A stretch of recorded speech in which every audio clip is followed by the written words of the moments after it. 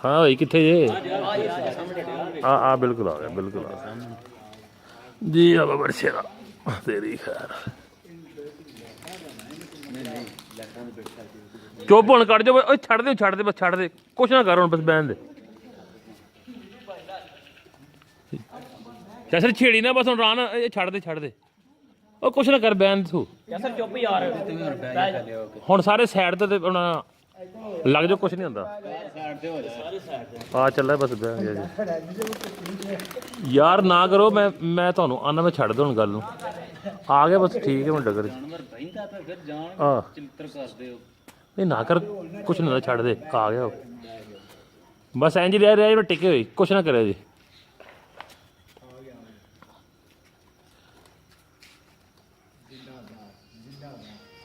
ਵੈਸੇ ਇਹਨਾਂ ਨੂੰ ਤਾੜੀ ਹੋਣੀ ਚਾਹੀਦੀ ਇੱਕ ਵਾਰੀ ਤੋਂ ਨਾ ਬਹਿ ਗਿਆ ਕਿ ਹੁਣ ਬਸ